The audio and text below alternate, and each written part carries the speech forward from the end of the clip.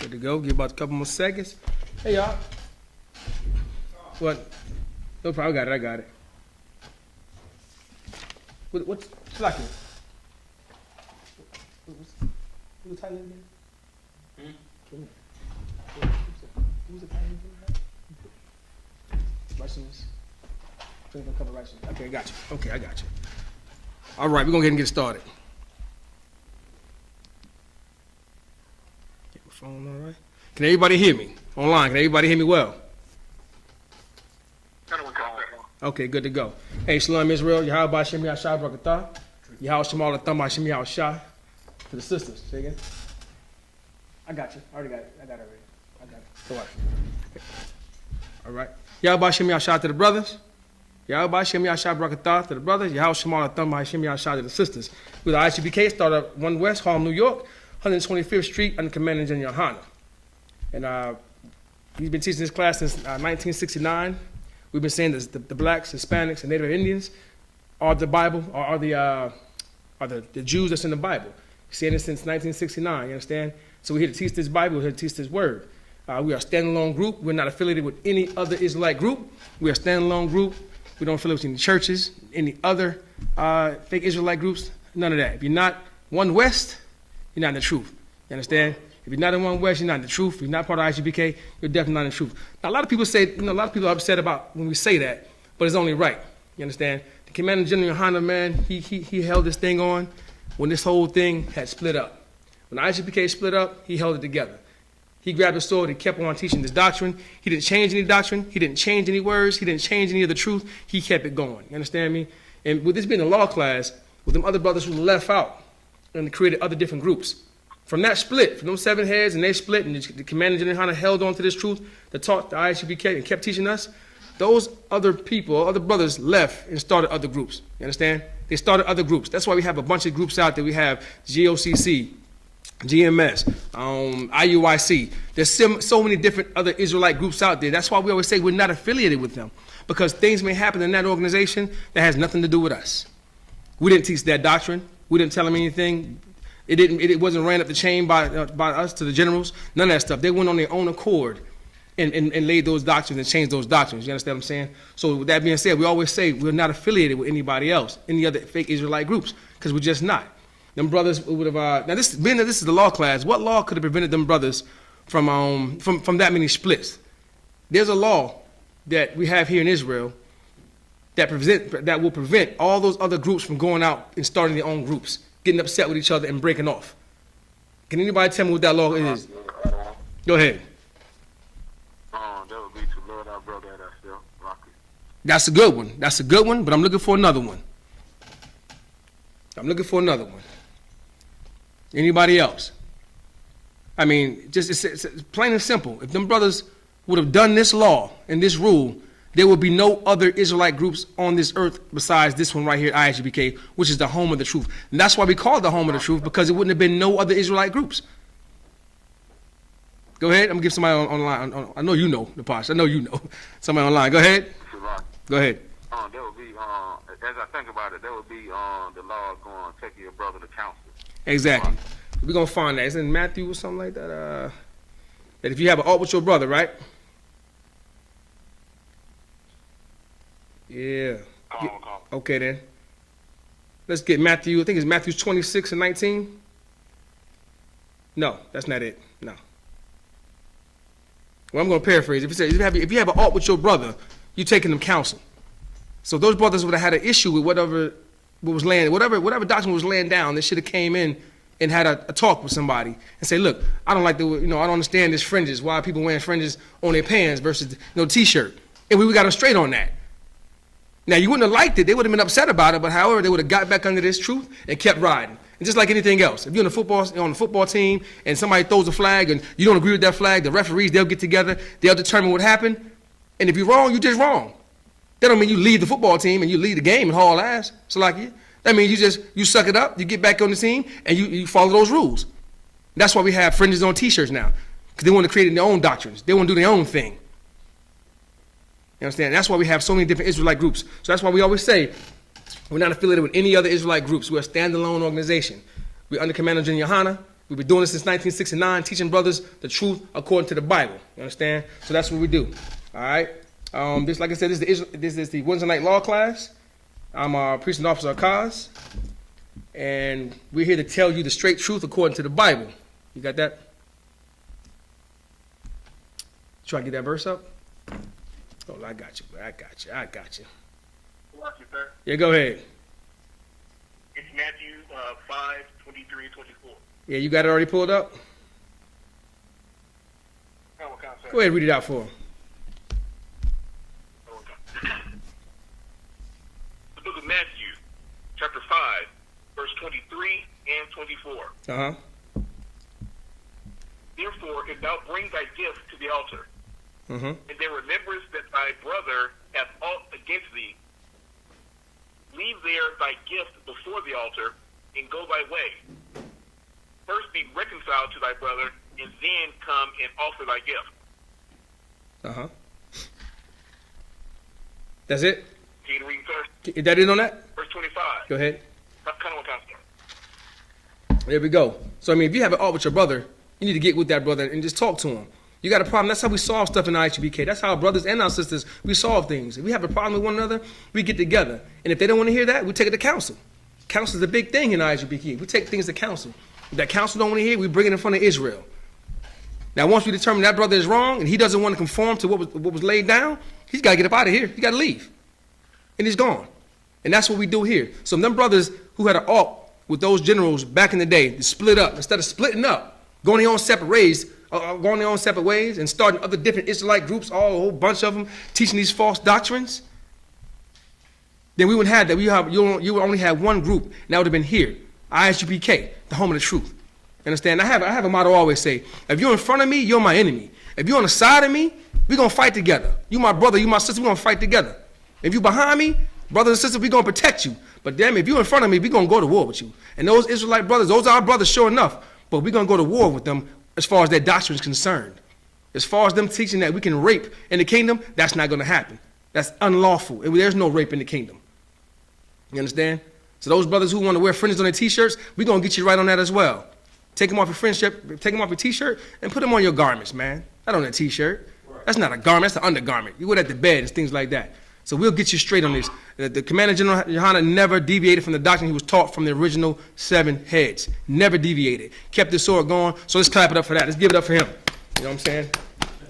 That's our Commander General. And that's why he's the only one authorized to lead the blacks, Hispanics, and Native Americans in his troop. You understand? Again, like I said, this is the Wednesday night law class.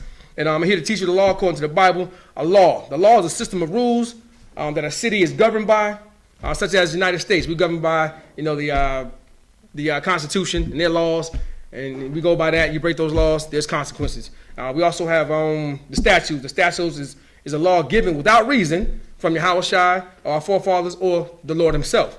You understand? And then we have our commandments. These are the rules that must be obeyed, and if they're not obeyed, you're going to be in the subject of the judgment. The judgment, whatever Yahushua gives you. If you back in the day, in the laws that we're having with the Levites were ruling, they say if you commit adultery, the penalty of that is being stoned to death.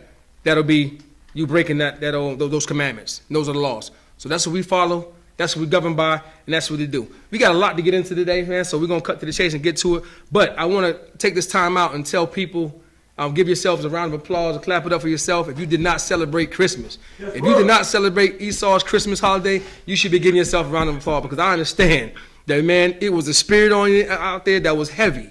And the fact that, your children, you had to, and especially if you're first in the truth. If this is your first year in the truth and you're going through it and you're not celebrating those holidays or that Esau's Christmas, I know it was rough and it was tough, but you hung in there. And if you remember from last week, the last Wednesday night class, we gave you some ways that you can actually armor yourself up or get yourself ready and prepare yourself for those holidays. And we went over the armor of the Most High. We went over the armor of the Lord. Can anybody remember the sequence of the armor of the Lord? Any attributes of the armor? When we say govern yourself or gird yourself up and put on the whole armor of the Lord. This is class. Let's go to the test. Anybody know? Give me some attributes. What you got? Sir. Go ahead. We have the breastplate, sir. The breastplate of righteousness, right? Go ahead. Anything else? We got some more. Let's go. Concept, Uh-huh. to gird your loins. Right. We also got the helmet of salvation, right? Got the helmet of salvation. Uh-huh. This is the book of Ephesians, chapter 6, and verse 12. For we wrestle not against flesh and blood, but against principalities, against powers, against the rulers of darkness of this world, against spiritual wickedness in high places. That's right. Wherefore take unto you the whole armor of God, that ye may be able to withstand the evil day, and having done all to stand. Mm-hmm. And if you kept reading, you would have came through all. You would have came up and found out what you would have to put on. You would put on the whole armor. And if you drop over, read down a little bit more, we'll give you the attributes of it. This verse 14. Stand therefore, having your loins girt about with truth, and having on the breastplate of righteousness.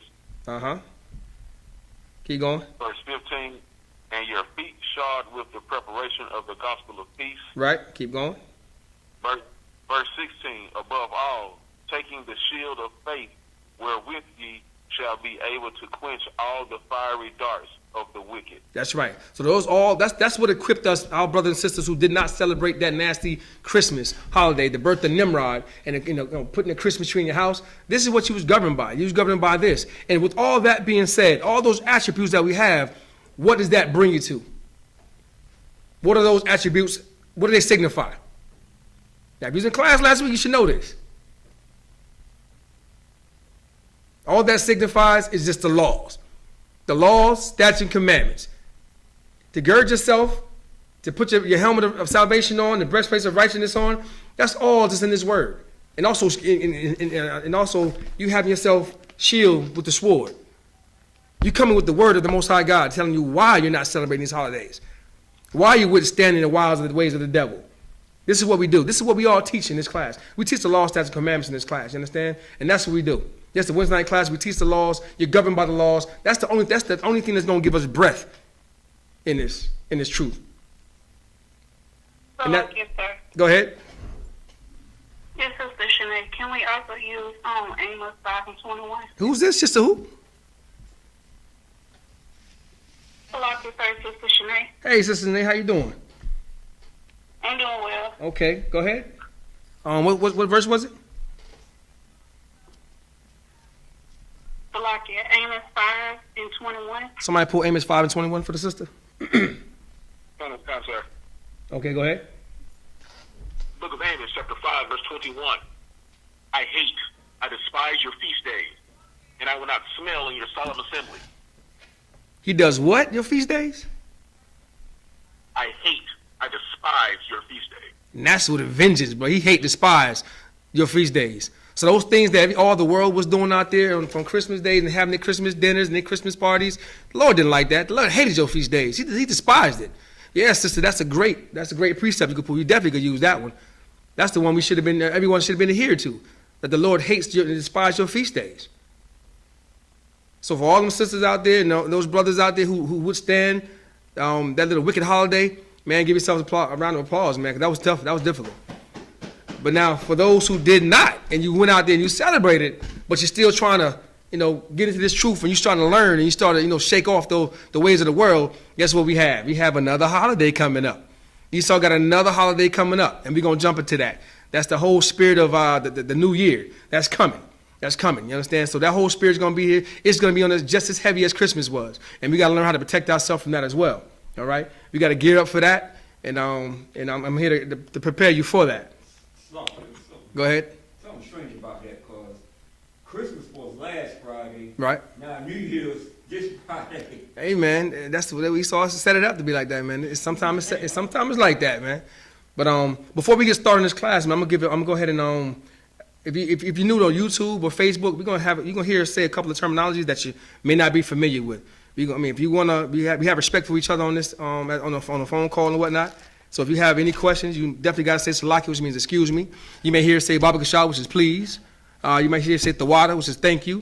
You're going to hear a lot of brothers say Khan on one Khan. I mean, yes, Lord, yes, or yes, sir, for you to understand what we're saying. You're going to hear a lot of these terminologies. So if there's a terminology that you hear us say, and you want to know what we're saying, just say salaki, which means excuse me, and we'll go ahead and get it to you. Hey, let's give it up for Officer Ricard. Yesterday he did the Brotherhood class. Give it up for him. You know, damn, awesome class he did yesterday, man. We definitely need the brotherhood to get the kingdom, man. We can't do it without brotherhood. So that was definitely he brought that class out yesterday from that's a Tuesday night brotherhood class from Monday. That's on Tuesdays from 7 to 9, and also I guess this Monday, I'm not sure what happened. We have classes on Monday from 7 to 9 as well. That'll be scripture breakdown. Of course, the law class is today from 7 to 9, and those were, and then we have a fire presentation from tomorrow. I'm gonna get into the New Year's, but I'm not gonna get too much into it because I'm pretty sure Adawan, which is the Officer 5000 Yama Young, he'll probably go over a lot of that stuff. So I'm gonna touch briefly on some of the things of New Year's that we need to cover. But definitely reach that class tomorrow. He's an excellent brother, excellent priest in his word, and he's real versatile. So you'll learn a lot from the history class. And also we give it up for Hadar Moth. Give it up for Hadar Moth, man. He got the class turned over for the Friday night Hebrew class, right? So he's teaching the Hebrew class. So tune in on Fridays if you want to learn this Lashawan Kodash, the classes, and learn those native tongues, learn those words I just got done telling you. If you want to learn that, man, come into class from 7 to 9. Tune in. Hadar Moth, he's excellent. He earned that right to take over from Officer Thama Young, and the water for Thama Young for Officer Thama Young for passing that down to that brother, man. And if you want to see the fruits of that labor, come here on Saturday. That's the Sabbath days, and you'll see the brothers come up here speaking that Hebrew that they taught on Friday, and they'll be here in the middle doing our tradition and speaking that Hebrew, and so that's the fruits of labor. So with that being said, anyways, the address here you can come to is 3353 Glenwood Road. That's in Decatur, Georgia. Anything else we need to say? Thank you for your tithes. The tithes come in great. We was able to do a lot of things. Those tithes that you give to us, we're able to get the building up together, be able to get ornaments up here and things that we go to decorate the school. So throw out to you guys out there for sending a donation and paying your tithes to I.S.U.P.K as well. So with that being said, we're going to move on. Like I said, this is the law class, and I'm going to start off. Give me Leviticus 26 and 46. Leviticus 26 and 46. Since this is a law class, I'm going to break down this first law to you. The couple of scriptures I'd love to go over first. That way we get a good basis about what's going on and why these laws for us, okay? And who the laws are for. Give me Leviticus 26 and 46. I don't want concept. Go ahead, read it when you got it. The book of Leviticus, chapter 26, verse 46. Mm-hmm. These are the statutes and judgments and laws which the Lord made between him and the children of Israel in Mount Sinai by the hands of Moses. Who he made those laws for again? Like you, sir. The children of Israel. That's right, the children of Israel. He didn't say anything about the Japanese, Chinese, the Africans, none of that. He said Israel. All right? Let's go skipping over to Galatians 3 and 16. Galatians 3 and 16. Because what you don't realize, Black, Hispanic, Native American, these laws are for you. These laws, statutes, and judgments are for us. It's for Israel. It's not for anybody else, man. And if you hold strong to these laws and you hold true to these laws, you will see this world change, man. You have them brothers off of drugs. You have the sisters stop committing adultery and stop whoring themselves out. This is what we have. These laws are for us. Galatians 3 and 16. Read it when you got it. I don't count, sir. Mm-hmm. Look at Galatians chapter 3, verse 16. Now to Abraham and his seed were the promises made. Abraham and his seeds is the promises made. Anybody know what a seed is? Let's get your mind back into the Bible and get it real. What is a seed? Like it. Go ahead. His children. We all adults here, right? And where's the seed? Where's that seed coming from? Salakia, sir. Uh-huh. From the rod. It's coming from the man's rod. That's what a seed is. His sperm. He's coming in. That's where your seed comes. That's where the bloodline takes place at, okay? Read it for me again. I don't count, sir. The book of Galatians, chapter 3, verse 16. Mm-hmm. Now to Abraham and his seed were the promises made. He saith not, and to seeds, as of many, but as of one. Not into many seeds, only to one. Not many seeds, only to one seed. That's Abraham. Keep going. But as of one, into thy seed, which is Christ. That's right, which is Christ. So that bloodline coming from Adam all the way down to Christ, that's the seed. That's the bloodline. That's the seed that is coming through, and that's who this laws and statutes pertains to. Give me one more. Give me Psalms 147. Start at verse 19. Psalm 147. Start at verse 19. You gotta understand, Israel. This is for you. Don't give away your heritage, man. Don't give away this. This thing is for you. Don't give it to anybody else, man. Somebody gonna give you something that belongs to you. Why would you squander it and give it away to somebody else? These laws and statutes for us, Israel. And I'm gonna keep my heritage, you know what I'm saying? So let's get it. Psalms 147, 19 and 20. The book of Psalms, chapter 147, verses 19. Uh-huh. He sheweth his word unto Jacob, Uh-huh. his statutes and his judgments unto Israel. Right. Verse 20. He hath not dealt so with any nation. He has not dealt so with any other nation. We just said that before. God doesn't know anybody but you, Israel. He doesn't know anybody else. Yes, he created the world. He created everything that's in it and all the people that's in it. But he only dealt with one people. Read that verse again. Oh my God, sir. Psalms 147 and 19. Mm-hmm. He sheweth his word unto Jacob, and his statutes and his judgments unto Israel. That's right. Verse 20. He hath not dealt so with any nation, and as for his judgments, they have not known them. Praise ye the Lord. That's right. Praise ye the Lord. So don't judge. The Lord only knows you, Israel, you blacks, Hispanics, Native Americans. That's who he known. He don't know anybody else. He gave you the laws, statutes, and judgments. We gave it to us to pass out to each one of us. It teaches how to govern ourselves. It teaches what laws to be adhered to. It teaches how to live. The laws and statute is the breath of life. This is how we live. Without those laws, statutes, commandments, look around. We live lawlessly. What place can stand with no laws? You see Esau's world. They don't even follow their own damn laws. And it's getting corrupted. So just imagine the world with no laws. It'll be lawless. And this is what we got to bring back to Israel. We got to bring back these laws, statutes, and commandments. Everybody understand? All right, good to go. So now we got people on Facebook, we got people on YouTube tuning in. If you got any questions, just put your questions or comments in the chat room. We have a brother monitor. He'll get to you and he'll read your questions out. With that being said, we're gonna jump into this thing, man. Like I said, let me see. We're gonna go first. We're gonna go first to New Year's. Let's get New Year's in. Now, there's a lot of attributes of New Year's. A lot of things going on with New Year's. You got, and I want you to be interactive with me because I'm gonna ask you some things that's gonna be equated to New Year's. Some of the things that we do. And I want you to respond back to me, and we'll keep it rocking that way. But who knows what the January 1st is? Who knows what's going on in January? Who knows who are we giving this thanks to, or who we giving our New Year's resolution to? Anybody know the history of this thing? Go ahead. The God Janus. The God Janus, right? So can anybody look up Janus?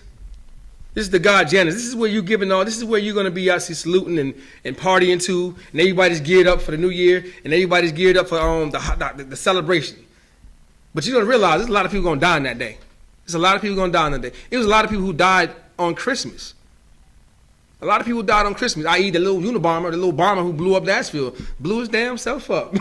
I mean, I don't know, man. In Nashville, he blew himself up. But you had a lot of people who died on Christmas, man. But the media's not going to tell you that. But just don't looking on Facebook, because people on Facebook put all this stuff out there. And they'll tell you, pray for my family. They're going through, somebody just passed away. And I'm seeing all this stuff. I'm like, man, Lord, the Lord ain't playing with y'all. He said he hates and despises your feast days. And that's sure enough what it is. The judgment before all these people, man. People died on these days. Because that's not the day that we celebrate to the Lord. You celebrate to Nimrod. That's another person that you're giving things to. And God said, I'm a jealous God. That's what he says. He's the jealous God. So when you celebrating all these days, you're not celebrating anyway. You're celebrating to other gods. Who got the Janus breakdown? Who got Janus? Go ahead, read it for me. Janus was the god of beginning and traditions in Roman mythology. Now, not just did it stop at Roman. It started way back. This guy, that's the Roman, but it started way back in the Babylonian days. You understand? So I'm going to take a little step further. They go way back to Babylonians. But we're going to stay right here with Janus. It says that, what kind of God is that? The Roman God? The god of beginnings and transitions. The beginning and transitions means, now, keep reading. Let's keep reading it. Keep reading. And presided over passages, doors, gates, and endings, as well as its transitional periods, such as from war to peace. He was usually depicted as having two faces, looking at opposite ways, one towards the past and one towards the future. Okay, there we go. He's a coin that has two heads on it. and one way is looking to behind them, and one head looking to the front of them. So he's this thing, Janus. He's the God of the beginning, and he's the God of the ends. And that's why you have so many people out here trying to on the New Year's Eve, do the last minute things, so that way they can get that last minute high in and that last minute buzz in. And that's why it's the wickedest thing, man. That's why this is the wickedest thing for you to do right now, because I've known so many people who just want to get high, who just wants to have sex with whores, who just wants to drink all they can drink to gluttonous. They want to eat all the food they can possibly do on that in January, on that New Year's Eve. Only on that New Year's Eve they want to do all the smoking they want to do, in a sense thinking that they're going to forget it in the next day. But a lot of people don't make it past that day. A lot of people smoke their last blunt. They sleep with their last whore because they got AIDS and is going to die. What? They smoked their last cigarette, and now you're on the way for emphysema. Now you need a tube through your nose so you can't breathe now. These are the things that's going to befall you because you want to do that last minute evil of sin that you want to do. I've seen people do it. I mean, when I was out there in the world celebrating this funky holiday, man, I seen brothers just taking that cigarette in all the way until the ball dropped, taking it all the way in, and say, I'm done with it. Until 2 days later, they right back smoking. I think that brother's still smoking to this day. So it gives you a false sense of security, man. It's a false sense of what you want to do. So this coin looks to the front, looks to the back, from on the past, and looks to the future. Which to me is a big problem with that, because they want you to forget the past. And what did our forefathers say about the past? Give me Romans 14:5. No, it's lucky. No, don't give me that. Give me Deuteronomy 32:7. Deuteronomy 32:7. Because they want you to forget about the past. And that's not scriptural. That's not what our rules, that's not what our forefathers who set these laws, statutes, and commandments on us, this is not what they've said. They want you to forget the, George Floyd. They say, don't worry about last year. Next year is going to be the better for us. They want you to forget about Black Lives Matter. Even though I don't condone that Black Lives Matter, I don't support it, but I understand the concept. I understand they was fighting for something that they got tired of us getting killed. So they was angry with that, and it was good for them to be angry. But these people want you to forget those and keep on looking for the future. They think tomorrow is going to be better than it is today. So what makes yesterday no better than today? And then now that the January 21st, the 30th is coming, and then the first hits, it's going to be something different? No, it's going to be the same damn thing. So when people tell me, man, New Year's going to be better next year than it is the next year, it's going to be way better than 20, I tell them, no, it's not. It's going to be worse. What? They better prepare themselves, because it's going to be worse next year than it was this year. Got that verse for me? I don't want to, sir. All right, go ahead, read it when you got it. The book of Deuteronomy, chapter 32, verse 7. Uh-huh. Remember the days of old. Remember, not forget. It says remember the days of old. Don't forget. Don't look to the future. Don't look to the future and say I'm not going to think about my forefathers. That's not what it says here. It says what again? Remember the days of old. Go ahead.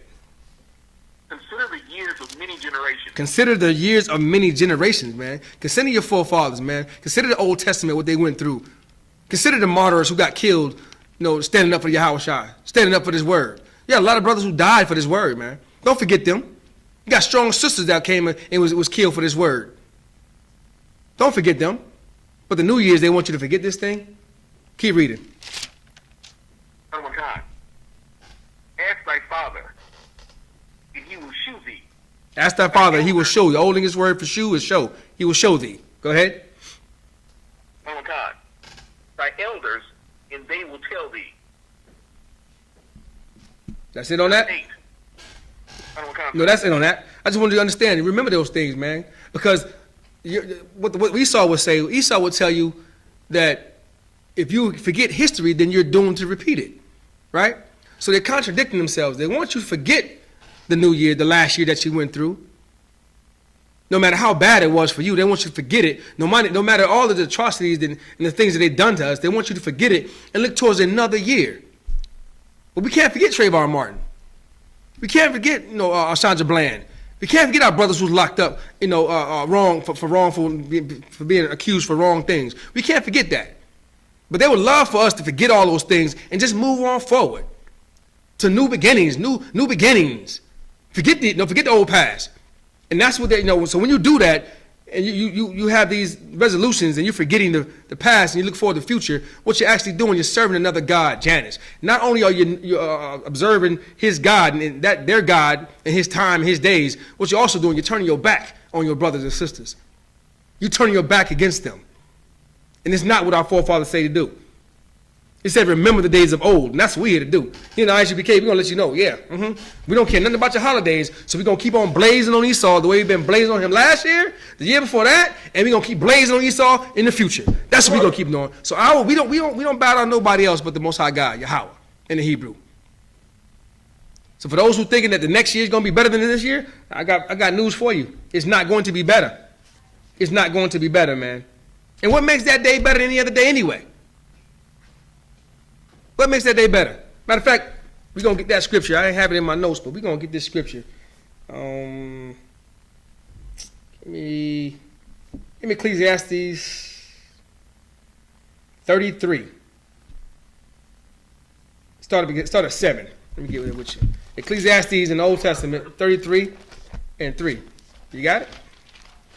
Hold on, contact. All right. Ecclesiastes. Go ahead. Oh, you said 33, sir? 33. 33, start at verse 7. Hold on, the book of Ecclesiastes. Okay, what is stepping back? Ecclesiastes 33?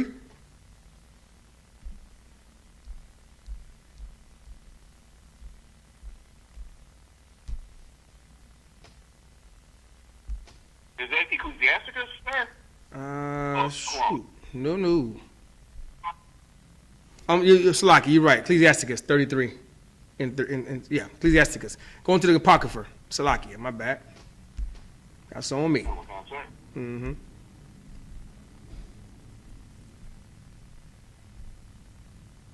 Oh my God. The book of Ecclesiasticus, chapter 33, verse 7. Why does one day excel another? When as all the light of every day in the year is of the sun. So why do one day excel against another? And that goes for birthdays as well. It goes for these Esau's holidays, your birthdays. Why does one day excel another? Because my birthday is a certain day, then you may have a birthday some other day. So why am I sitting here trying to say, hey, my birthday is the best. I'm out here, I'm celebrating. Oh, woe is me. Oh, it's my day. But yet somebody else's day is tomorrow. And somebody else's day is the next day. As a matter of fact, Yahushua was born. So what makes your day better than his day? That's why these days are wicked. That's why we shouldn't celebrate these days. So what makes January 30th or December 30th or December 31st, whatever it is, more special than January 1st? It's just another day. When all the lights on every day in the year is of the sun. The sun shines lights on all these days. So what makes your day most important? You won't find the Hebrews and the Israelites in the Bible celebrate birthdays. You won't find that. Hell, matter of fact, we were birthday gifts. Even in slavery, we used birthday gifts back in the Israelite days, back in about with our forefathers' time, and just recently, less than 100 years ago, we was given as gifts as slaves. And you still want to run around celebrating birthdays? What makes their day special than any other day, man? What makes Christmas that day special than any other day? Keep reading. Read on verse 8. Hold on, sir. Verse 8. By the knowledge of the Lord they were distinguished. And he altered seasons and feasts. Now, what makes it special here is by the knowledge of the Lord. When the Lord tells you to celebrate those days, that's what makes them days special. You will not find in the scriptures of January 1st, New Year's. You will not find in the scriptures about celebrating Christmases. You won't find February, Valentine's Day. You won't find any of these things in the scriptures. But what you will find, and we'll pull it up, what you will find the Feast of Purim. You will find Passover. You will find all these days in the scriptures. Jump me up to Romans 14 and 5. Just another precept to what we just said. Jump me up to 14 and 5. Because this is going to shed light on exactly what I'm saying. So if you can find it. All right, go ahead. The book of Romans, chapter 14, verse 5. One man esteemeth one day above another. One man esteems one day above another. I'm esteem this day. Keep going. Another esteemeth every day alike. See what I'm saying? Let every man be fully persuaded in his own mind. See what I'm saying? So one man might think this day is better, but the other man saying, all days are better, man. What makes you think that, your day is better? But if it's in your mind to do better, then that's what it is. If you think that this day is going to be better than everybody else's, and this is the day that you want to, put up on your birthday, which people celebrate birthdays for a whole damn week. I don't even get that, man. Especially y'all sisters, man. Y'all sisters go in, I see on Facebook, man, they don't even wait to, y'all sisters don't even wait to say somebody to tell you happy birthday. You just pop up on Facebook saying, hey, today is my day. Somebody wish me a happy birthday. It's like, well, damn, you can't wait till somebody else say, hey, is this happy birthday?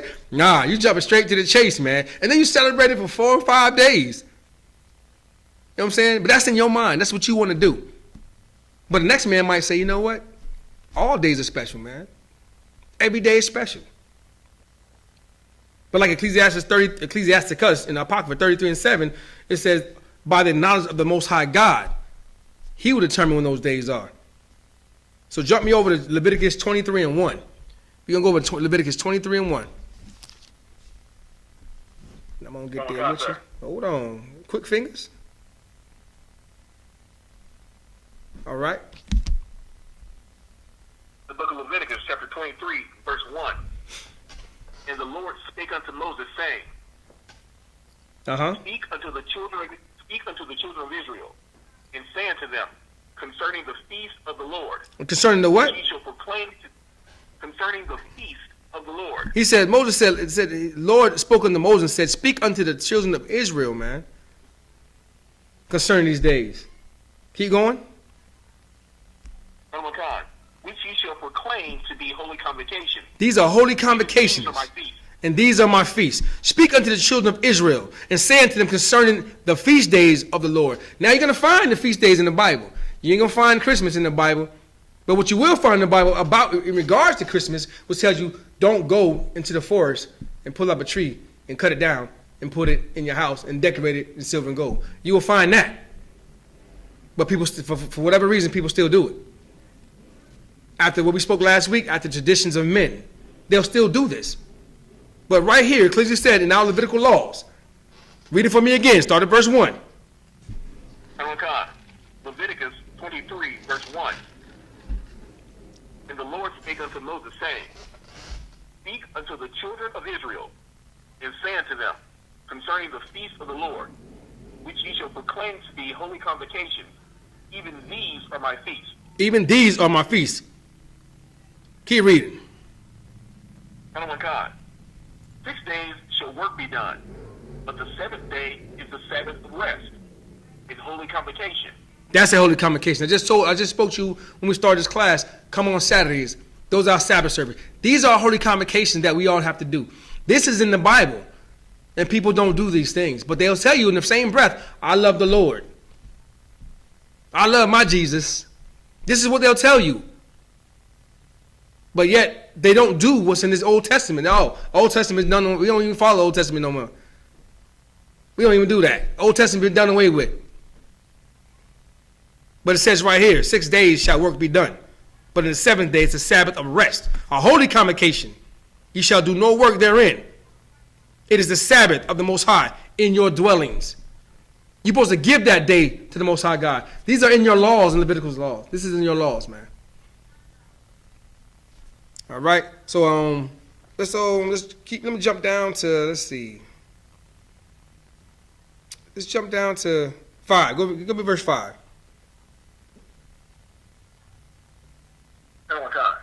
The book of Leviticus, chapter 23, verse 5.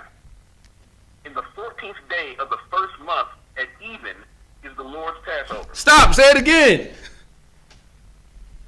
In the 14th day of the first month at even is the Lord's Passover. Is the Lord's Passover. So Passover is in the Bible, but yet we don't see any of our people in the world celebrating Passover. We don't hear the Christian pastors celebrating Passover at all. Now, they got their idea of Passover. They call it something else. Anybody know what they call it out there? What you got? What is it? Go ahead. Somebody says like it? I don't know, sir. I believe they try to call it Easter. Yeah, Easter. There you go, Easter. That's what they call that. But you ain't find that in here. This says the Lord's Passover. Keep reading. Verse 6. same month is the feast of unleavened bread unto the Lord. 7 days ye must eat unleavened bread. Right after the Passover, you had the Feast of Unleavened Bread. That's 2 feasts just right there. Boom. That no one keeps. No one understands this. You understand? There's something else I want to get to. Let me see.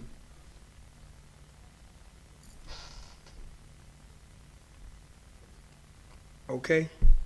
So this is what we're supposed to be doing, man. These are the feasts that the Most High God has given to us. And we're supposed to keep this generation to generation, man. And that's what I want to show you where it says you're supposed to keep this throughout. I know it's further down in there somewhere, reading.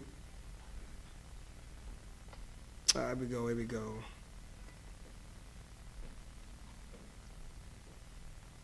All right. Now, in the book of Leviticus, 23rd chapter, you're going to tell you all your feast days are. All your feast days is going to be in the book of Leviticus. And somewhere in here, which I was trying to find, but it'll tell you, you should do this throughout your generations, man. You shouldn't let this go. You're supposed to do this all throughout the generations, from generation to generation, which means that's a long time for Israel. You're supposed to pass this on down to your family. You ain't supposed to forget this. You're not supposed to look to the future and say, you know what, it's a new thing that's happening. We're going to follow the ways of the heathens, and we're going to do this way and forget what our forefathers said. Forget what Moses passed down. Forget what the Lord told Moses to pass down. You can't forget that. You're supposed to keep this throughout your generations, man. A holy convocation. Come together with your brothers and your sisters and your children. Come together and worship the Lord. That's what we're supposed to be doing. You just found Passover in this Bible. We should be pushing this Passover. Matter of fact, Passover is going to be April 24th in Houston. If you're black, Hispanic, Native American, you should be there this Passover. We're required to be at that Passover. Right.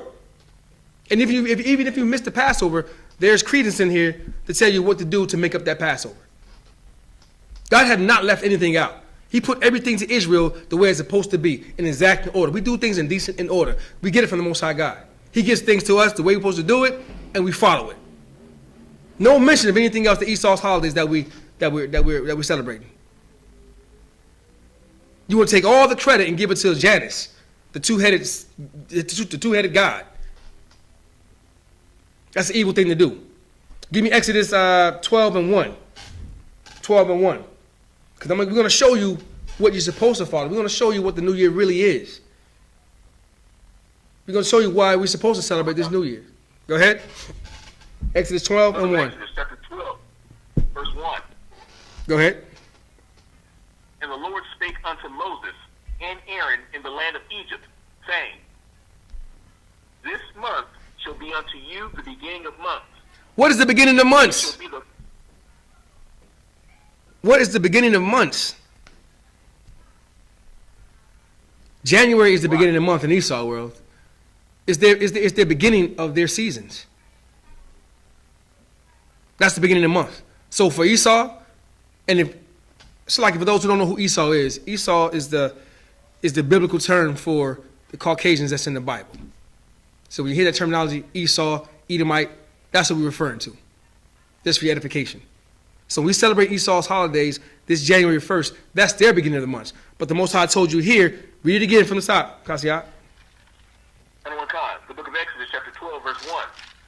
And the Lord spake unto Moses and Aaron in the land of Egypt, saying, This month shall be unto you the beginning of months. It shall be the first month of the year to you. There we go. Keep reading. Verse 3. Speak ye unto all the congregation of Israel. All the congregation of Israel. Of Israel, not anybody else though. Like we go back to these law, statutes, and commandments, it didn't give to anybody else. He says it's this. When we first started, he said he spoke to Aaron and Moses and Aaron.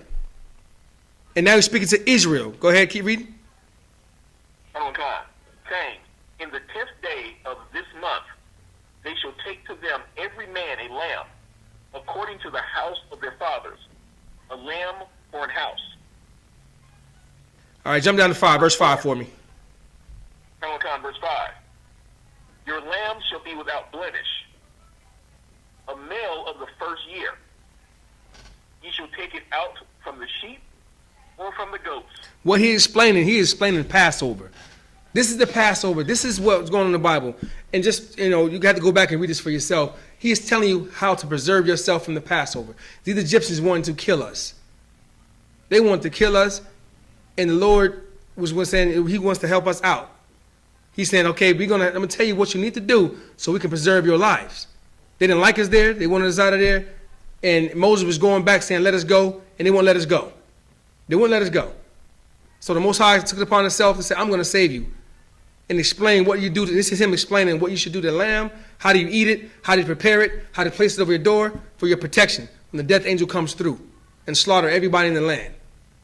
That's why this day is very important for us. That's why we take the Passover very important. What's going on in Esau's world with the New Year's? You want to get a new gym membership? That's what you want? Right. You want to stop smoking for a couple days? You want to stop eating so much? That's important to you? Right. These things have no importance of a nation. Nothing. But right, this Passover that the Lord told us to keep, he did that for you, Israel. He saved you, took you out of Egypt so you can go into your own land. And he preserved you. He slaughtered everybody and animals, not forget the animals. Every firstborn animal and every firstborn male in that city, in that country, in that nation. He slaughtered them. And he made provisions for you, like he does now. He'll make provisions for you if you follow his laws, statutes, commandments. You must do something and you will receive something. You must do exactly what the Most High God told you to do. Put that blood over your lamppost. Eat that daggone lamb. And eat the bread. And he'll preserve your life. Not changing your life from Esau's world of a damn gym membership. Those things are not important. But this saved the whole nation of people. Did someone say Salakia? Hello, sir. Mm-hmm. Because I was, what you just said was so heavy when you brought out that about the membership.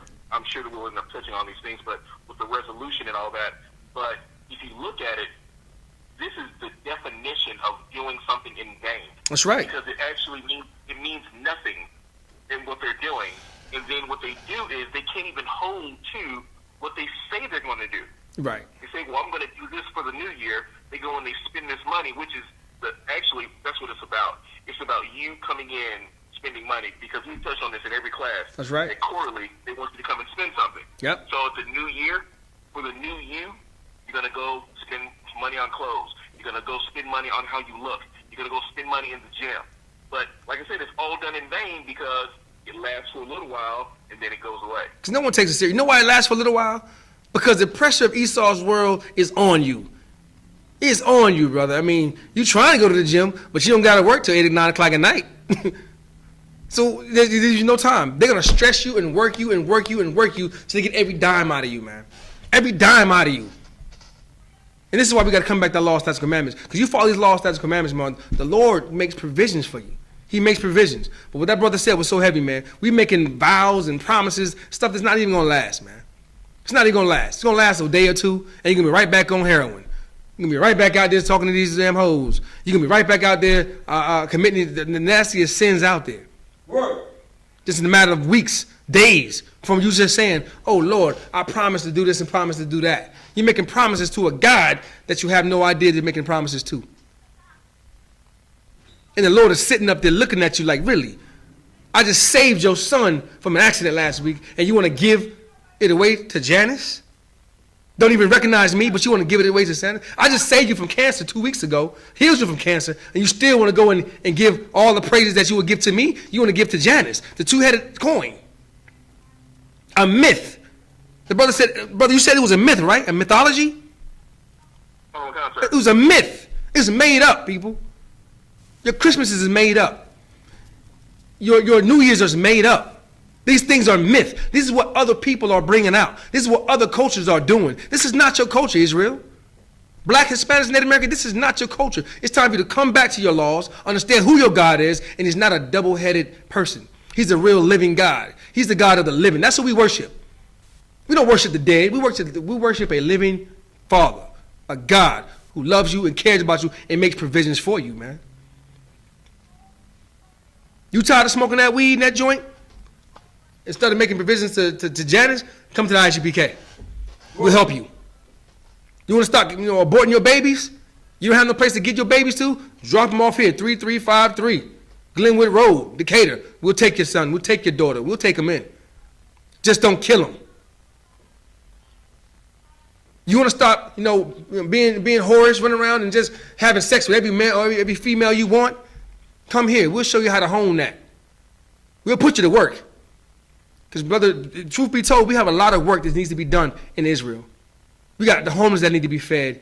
We got brothers and sisters who need to be taught this truth. We got work for you. We got brothers in prison that need to be talked to. They need to be visited. Commissary need to be sent to them. This is what we have. And we have that within Israel. We have those type of programs set up. But we need the work of our people. But if you're going to be out there celebrating, getting geared up for this new year, you popping bottles. You about to have the biggest party ever on the 31st. Everybody's coming to your house, getting drunk, but yet you got some brother out there about to get high and kill it and take his last life. About to take his life right now. Right. Someone about to commit suicide right now because they're tired of this whole thing. Somebody's lost. They're gone mad. Some cop about to shoot another brother. Let's walk with that. Lucky. Hey, hold your peace. What'd you say? Okay, let's talk about the Christian spirit. Use the microphone. You get the microphone. Somebody said Salakia? You You turn it on. Go ahead. What I was going to say, Turn bro, on. you just brought out something that's heavy as far as like a brother taking his last breath or someone even possibly committing suicide. We know that it's been said that the first of the year is, or right after Christmas, is when the most suicides happen. Now, they've tried to disprove it so that you don't get discouraged not to go and do what you do as far as spending. But we do know that there are a lot of people who kill themselves at the first of the year, which lets you know, number one, it's not of the Most High. Right. But number two, it's that spirit of Janus, that spirit of the new year, these new beginnings, which actually are an ending for you because you're killing yourself. Right. That ain't a new beginning. That is not a new beginning, man. Like you said, that's an ending. And the thing about it is, man, if you stay in our classes, you're gonna learn that's not a real ending. You killing yourself, you're gonna be right back here doing this thing again. But it's like you had something to say, brother? Oh yeah, I had something to say. We cover the Christian spirit. Speaking to the mic. Speaking to the mic. And cover the Christian spirit. Uh-huh. My niece, my mom got into an argument about something, about some gifts. They ain't give for Christmas Day, and one of my brother homeboys, they're in the world, found out he had killed his girlfriend and had burnt up. Good night. Mm-hmm. So you saying because they did not get a gift, some boyfriend or whatever got burnt up because of that? Come. Good night. See, this is spiritual. This is what we do. This is what we do. This goes to show you this is not of God. This spirit out there is too heavy. This is not of the Most High God. That you can't get a gift for Christmas, that they're gonna go out there and kill each other for this, man. But that's what's going on during Christmas, and this is gonna be going on during the New Year. Making promises that you can't keep, and we're gonna go over what the Bible says about making promises. Yeah, go ahead. When we celebrate the holidays as a nation, you know what I'm saying? Because that's what Israel is doing right now. They're celebrating everything except for the Most High holidays. High holy days. Right. But when we as a nation do that, aren't we bearing false witness? You know what I'm saying? As far as telling lies, like most black women say they hate a liar, but you teach your child a lie whenever holidays come around. Yeah, but they, black women and brothers who do that, they don't really care about their people, man. They just care about doing what they want to do at that particular time. And yeah, the whole idea of us going out there doing these holidays, yeah, we're keeping the false witness, we're keeping that stuff going. We're keeping all that false activity, that false things that's not according to the Most High God's laws. We're keeping that going. We're keeping it going. And the only person that we can fault for that, who can we fault for that? Go ahead. You're damn right. They're Christian pastors because they keep this thing going. They tell you, the Bible say don't put trees in your daggone house and cut them out the forest and put them in your house and decorate them. But the first thing you see in the Christian church around these holidays is what? A damn tree. A tree with gifts under them. So they're worshiping the Lord and the devil. They think they're worshiping the Lord, but they're not. They're solely worshiping Satan. So they're keeping the lies going, man. I hold the Christian church accountable for a lot of things, man. A lot of things, because they keep these things going. They keep us embedded in the truth. Hold on one sister. It's like it, Napash.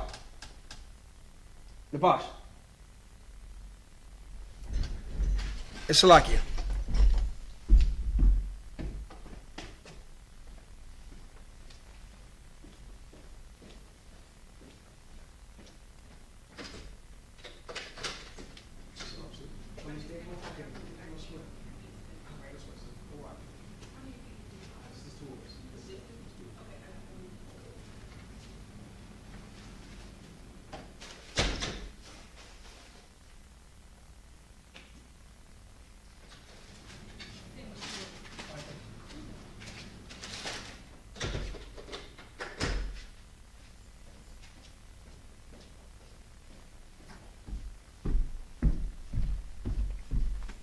Hey, Salaki, about that. We had a student come in, so.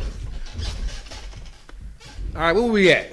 Let's talk about the promises of Esau, the two-headed monster. Here we go. All right. Go ahead. That point you just made about, blaming the Christian pastor for celebrating the holiday, can we precept that with John chapter 8, verse 44? John 8:44.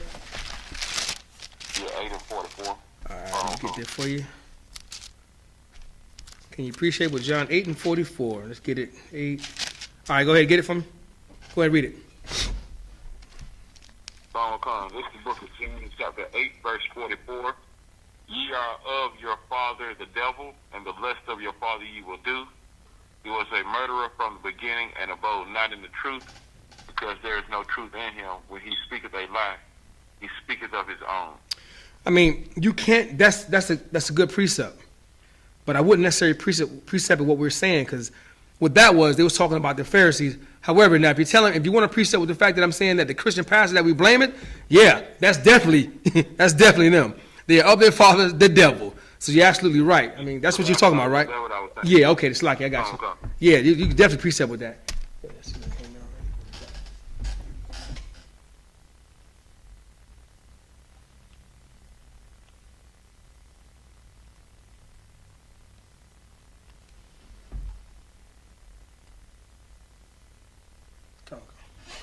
Come, all right, go on. Yeah, you definitely precept with that. It's lucky, Israel. My bad. Give me Ecclesiastes 5 and 5. But yeah, Yahweh Yadai, you can definitely precept with that. I blame the Christian pastor for all the stuff that we are doing in the world, because that's who we look up to as our leaders, man. A lot of Black and Hispanics, Native Americans, they go to these churches, the Catholic churches. These are who they look up to. This is where they get the information from. So if you're passing out false information, you are of your father, the devil. You are lying to the congregation. You are lying to our people. And in turn, we go out and celebrate these atrocious holidays. This is what we do.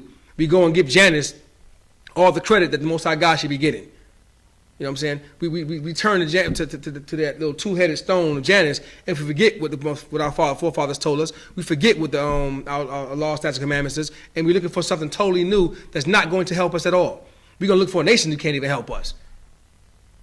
So, I mean, this is all part of a plot that Esau is putting forth, and we're falling for it. And our Christian pastors have everything to blame, man. I put that heavily on their shoulders. You got that Ecclesiastes 5 and 5?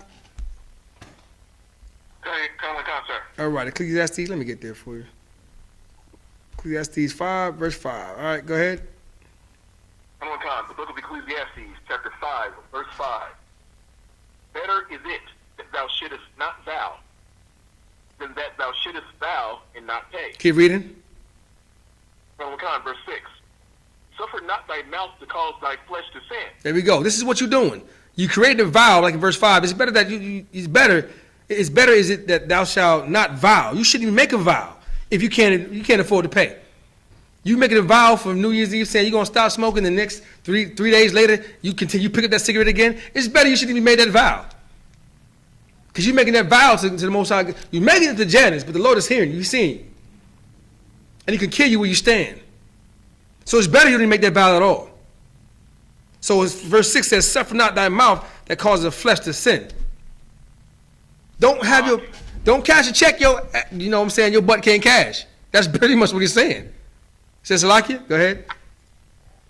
Khan. Shalom, Al-Qadi, Kashan. True Kassan, what's going on with you? Not much. Out of one. Uh-huh. I want to know, could we use letter of Jeremiah, chapter 1, verse 35 as a precept, what you talking about? Jeremiah 1 and 35? The letter of Jeremiah in the Apocrypha. Oh, shoot. Read it when you got it. This is the book of letter of Jeremiah, chapter 1, verse 35. Mm-hmm. In like manner, they can neither give riches nor money, though a man make a vow unto them and keep it not, they will not require it. Exactly. Yeah, that is a damn good precept. Like man, they can neither give riches nor money, though a man make a vow unto them and keep it not, they will not be required. You can't make a vow that you can't keep, man. You should not make a vow that you can't keep. You don't make no money. You don't make these things. You make a vow to something that you can't even adhere to. It's better you don't even make a vow at all. So yeah, you can definitely precept with that. A good precept too, man. I'm gonna have to write that one down in my little notes.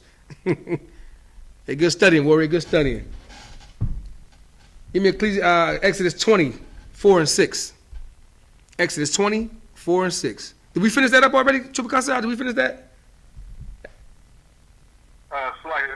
Sir. Okay, good to go. Let's go ahead back and let's go to Exodus 20. No, we didn't. No, we didn't, sir. We didn't? Go ahead. Give it to me again. No, we didn't. That was Ecclesiastes 5. And 5. Oh my God. Ecclesiastes 5 and 5. Mm-hmm. Better is it that thou shouldest not vow than that thou shouldest vow and not pay. Mm-hmm. Then something not thy mouth to cause thy flesh to sin. Neither say thou before the angel that it was an error. Wherefore should God be angry at thy voice and destroy the work of thine hands? Do you understand? Don't make a vow. Your angels are hearing this. Don't make a vow that you're not going to be adhered to, because they're going to be angry. You're going to provoke the Most High God to anger. This is what you're going to do. And then the work of the hands, you can possibly be destroyed. You can possibly be destroyed by making a vow that you can't uphold to, man. So all these people running around on New Year's, he's making these vows and they're praying, saying, Lord, I'm gonna stop doing this, or I'm gonna stop doing dope, or I'm gonna stop, tricking with these prostitutes, and I'm gonna stop being in these strip clubs. And you're making a vow, and the angels are hearing this, and you don't come through with that vow. That destruction might be on your hand. That's up to the Lord to determine. The Lord will kill you where you stand. Do not tempt the Lord thy God, man. That is true. The Lord is the jealous God. He will not be played with. The Lord is full of mercy, but also he's full of anger with Israel. Because we're doing some things that the Lord is not prohibiting, man. We're doing things that the Lord did not like and did not allow in Israel. And we as a nation, we got to come back to law, statutes, commandments, man. What cup you going to drink from? That was the title of this class. Drink from the cup of righteousness. So like, if I didn't give you the title for this class, it's called Drink from the Cup of Righteousness, man. You got to be righteous in this truth. We can't celebrate all these holidays and things like that, man. Give me Exodus 20 and 4. Exodus 20. Let's start at verse 4. Oh God. The book of Exodus, chapter 20, verse 4. Uh-huh. Thou shalt not make unto thee any graven image, or any likeness of anything that is in heaven above, Thank you. or that is in earth beneath, Thou or shalt not make. that is in the water under the earth. Thou shalt not make any what? Thou shalt not make unto thee any graven images, Any graven images, or any likeness of. So that Janus, that coin that you celebrating, that Christmas tree that you was using, and any other upcoming holidays that Esau has for you, those are images underneath the sun, on this earth, under heaven, that you're replacing the Most High God with. You're replacing him with these images, man. And he does not like that. Keep reading verse 5 for me. Oh God, verse 5. Thou shalt not bow down thyself to them, nor serve them. For I, the Lord thy God, am a jealous God. What I've been saying all this time. Now here it is in Exodus. This is what the Lord is saying. He is a jealous God. You shouldn't bow down to anyone, any other God. So what people hear in their mind, well, I didn't bow down to him. They're actually thinking literally bowing down and serving, bowing down on your knees. That ain't all. That's not necessarily what bow down always means. It can mean that, but it also means serving these other gods. Putting them on a pedestal. When Moses came down out of a mountain, what were the children of Israel doing at the bottom? What were they doing? Can anybody tell me that? What was when Moses came out of the mountain, bringing back those laws, statutes, and commandments down, what were the children of Israel doing? Right. Go ahead. So worshiping other God. Made graven images to other gods, man. Made graven images to other gods. The Lord just took them out of Egypt, gave them food in the wilderness, fed them with angel food, gave them to drink. Moses goes to the mountain for a few days, come back down. They're making graven images that was in Egypt. They're giving praise and glory to those images that was in Egypt. They're bringing it to here, where they was at that mount on the mountain, and they're saying this is the credit that we're going to give to. These images are the credit that got us out of Egypt. Ain't that something? They just saw this. I mean, you just saw the Lord open up the Red Sea and smite the Egyptians, crushed them, the whole army. And yet you're going to make graven images that was already in Egypt and say that this is the God that got y'all out? No wonder when Moses was furious. No wonder God was furious. God was so furious, he's like, man, the hell with Egypt. The hell with Israel. I don't even want them no more. I'm going to destroy all of them. This is what the Lord will say. I'm going to destroy all of them. But Moses being a brother, what did he say? No, don't destroy him, Lord. Now I'm paraphrasing, of course. You go back and read the story. He said, don't destroy him. Give him another chance. He prayed for him. God said, nah, I'm going to make a whole nation out of you. We could have been, instead of Israelites, we could have been Mosenites. Y'all do realize that. Y'all understand that, right? We could have been Mosenites. Because the Lord was going to kill every daggone Israelite out there, man. If it wasn't for the brotherhood of that brother, Moses, we'd have all been destroyed. And he would have started all over again. Because we want to go and serve other gods. So we bring that forward to today. We got all these things that we're celebrating. We got the New Year's, and we want to give all that credit for the God that he did all that year. And then you want to look to another year for greatness that God is going to give you, and you're going to give that credit away to another God. You're going to give it to Janus. That's just crazy. Go ahead.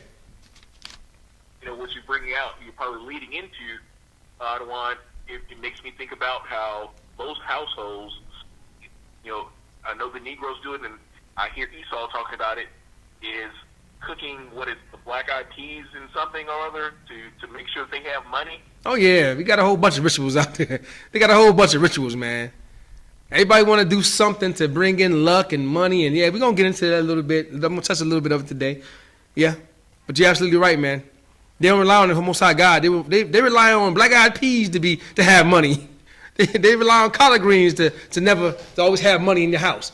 They're not relying on God saying, "No, what the Lord will provide for me. The Lord will make provisions." No, it's black-eyed peas. If you don't got black-eyed peas in this house on the first, and we're going to be in poverty for the whole year. This is what they give their praises to, man. Black-eyed peas, man. It's just ridiculous. It's just crazy. All right?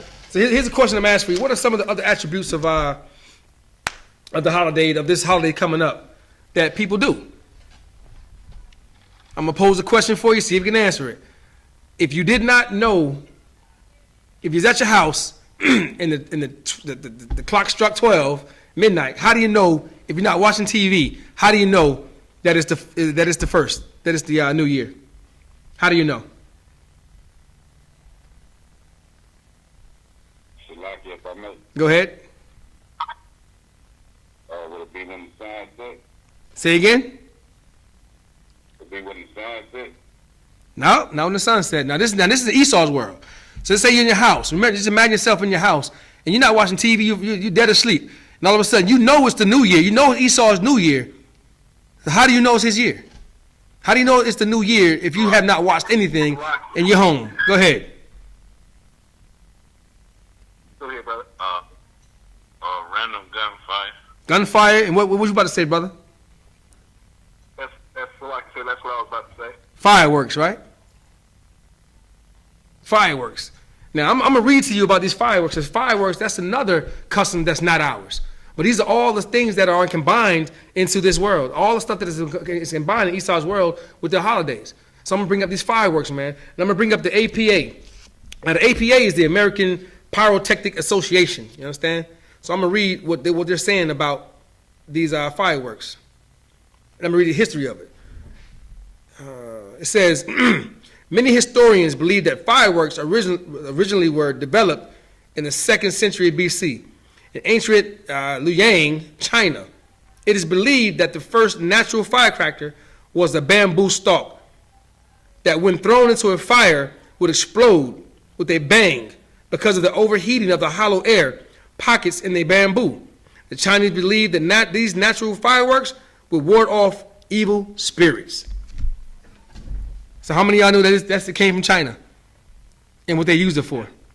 Go ahead.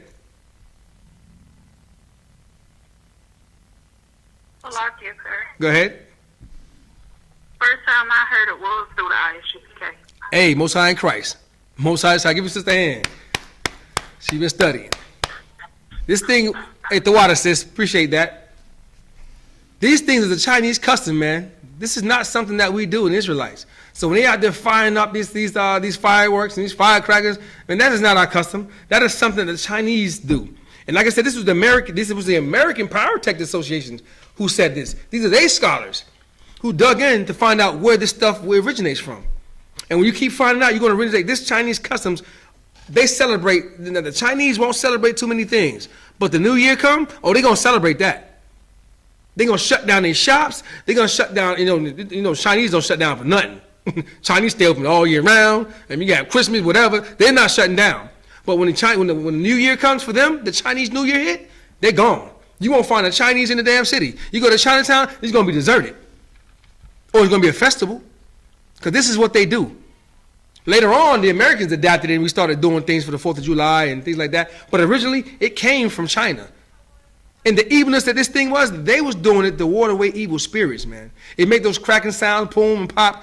They was trying to ward away evil spirits. And that evil spirit that's trying to ward away, was the spirit of Nyan. It's spelled N-I-A-N. Nyan. It's a dragon. It was proceeded to say that this thing will come. Well, I can read it for you. I'm going to read that for you too. It's like it. But these are the customs that you're following. Another custom from another nation, from another God. You understand? These are things that we do not do. But let me get it for you. Let me see if I can find this. All right. Neon, N-I-A-N. It's a beast that lives under the sea or in the mountains. The character Neon more usually means year or new year. The earliest written sources that refer to Neon is a creature dated to the early 20th century. As a result, it is unclear whether the Neon creature is an authentic part of the traditional folk mythology or part of a local oral tradition, which was recorded in the early 20th century. Neon is one of the key characters in the Chinese New Year. All right? And it goes on to say, once a year, at the beginning of Chinese year, the New Year, the Neon comes out of its hiding place to feed, mostly on men and animals. You understand this? This is the Chinese, man. This is crazy. During the winter, since food is sparse, he would go into the village. He would eat the crops and sometimes the villagers, mostly children. There are several accounts as to how it looked, as far as how he looked, the Neon, such as the way some sources cited that it resembles a flat-faced lion with a dog's body and a prominent incisors, the teeth. So if you've seen the Chinese celebrations, it's that little fat-eared dog-looking thing that they have the long tail and they moving it. That's him. That's your legend, man. This is the legend of the Chinese. And we out there celebrating this. You see brothers out there going to the Chinese place, have that dog image, they'll take it and they'll like it. They'll have it in their house. But when you out there shooting at these fireworks, that's who you're praying images to these. You're trying to ward off evil spirits. You're trying to do all these things. That's all demonic stuff, man. We don't believe in all that stuff, man. Right. Those are all demons, bro. Those are demonic stuff. Go ahead. You know, and staying on top of what you're talking about, to let you know how wicked it is and how it's not a part of our culture. One of the things that happens on New Year's, especially in places like Chicago, Detroit, things like that, there's more gunfire. Oh, yeah. But with there being more gunfire, there's less response.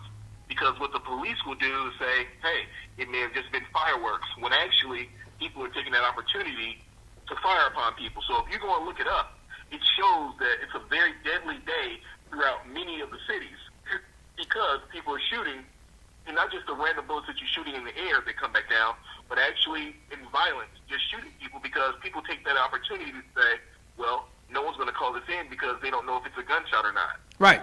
That's evil. That's what the evil that this brings. That's the tradition that this Chinese tradition brings. It brings that evil to us. It brings it to the blacks, Hispanics, Native Americans. Because we're the number one who's dying of gunfire on that day. We're the number one people who dying of gunfire. We go out to the clubs, we're out there shooting and banging. And like the brother said, cops ain't coming that quickly. Because they don't know if it's gunplay or if it's just fireworks or whatever. And that's why it's evil to do this thing. That's why on this particular day, any other day that you're shooting out fireworks, it's an evil thing, man. Even on the 4th of July, the same things happen. So any holiday that you have that's shooting off fireworks, it's not warding off, it's bringing evil into our people. Now, it's a beautiful culture for the Chinese. That's great for them, but that's their culture. That's their Buddha. That's their little Chinese dog or whatever the hell it is. But for the blacks, Hispanics, and Native American, it just brings evil to us. It brings evil to us. So remember that next time you're out there shooting up these fireworks and you see these festivals on TV and you're like, oh man, that's great. No, they're paying homage to an animal that they're thinking is going to kill and eat their children. They're paying homage to this thing. But the history behind it is an evil, wicked doing, man. When I found this out, I was like, good Lord. Boy, I ain't shoot another firework out there. I'm done with fireworks. You understand? So this is what it brings. And like the brother was alluding to, what are some of the other stuff that black folklores do? There's some black folklores that we have, black folklore things that we do as traditions by our forefathers and our foremothers. What are some of the things that you guys know of that we do? Now, we mentioned the collard greens and the black eyed peas. Is there anything else that we do? Because we have customs that we do that's vain. Go ahead. I can think of several. Oh, give me some.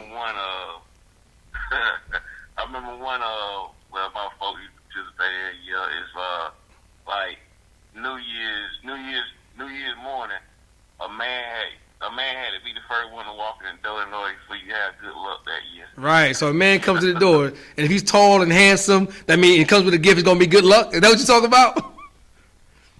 Yeah, any man. Any man, yeah. Male, it couldn't be a woman. So it's like, couldn't be a woman coming to your house. Right. You know, New Year Day had to be a man had to come, or any time that day before a woman actually came to the house. And good luck going to follow throughout the whole year, right? I heard that one. I heard that one too. Anybody got another one? Uh-huh. I'm not quite sure if this one is one for us or just one as a whole, but it's one that I've heard where they would say that if you were alone on New Year's, well, then you're going to be alone the rest of the year. Right. That's what they say. Whatever the New Year finds you doing is what you're going to be doing the rest of the whole year. And so people try to, have a house clean. One I heard that you had to have your cupboards be full, because if your cupboard is not full or your pantry was not full, then you're going to be in poverty the whole year. You know what I'm saying? I heard those. I heard, a lot of things. Even in the Spanish culture, man, you got the Spanish culture. At this time of year, they'll go down to the beach and they'll dump themselves backwards 3 times in the water, in the beach 3 times to bring them forth good luck. There's so many superstitious things that we as black people do that we're doing it all in vain. All in lieu of this holiday, all in lieu of celebrating another God.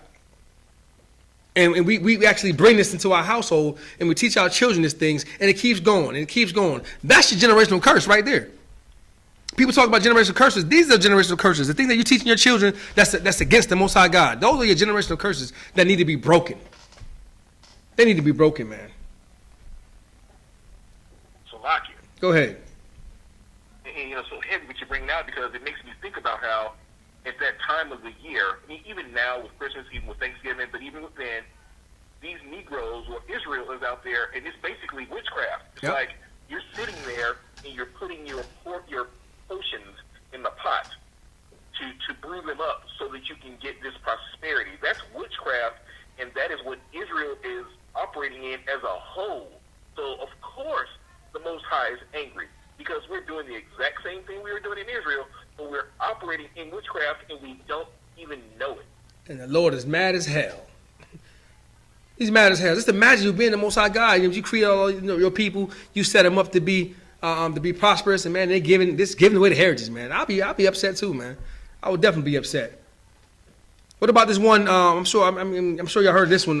It's the Watch Night, the Watchtower, the Watch Night in the churches. Who ever heard that one? Oh, Who heard that one? the Lakia. Mm-hmm. Unfortunately, it's Yahweh Shem Shai.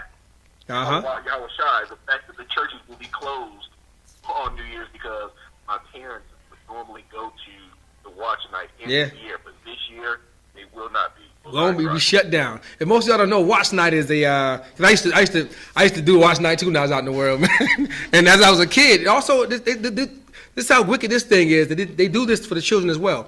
But Watch Night is a night to where you go in about 7 to 10 o'clock in the evening. You get in to bring in the new year. And they say this is in remembrance of the Emancipation Proclamation back in 1865, the freedom of the slaves. So they was waiting, we were sitting and waiting for the verdict to come down if they're going to be free or not. So your Christian pastors take this idea, they put this in the church on New Year's, because that's when it happened. I think the proclamation was in January 1st, something like that. So as they're waiting for the announcement of the slave to be free, that's why they get it the term the watch night. They're watching for the freedom of the slaves. All right.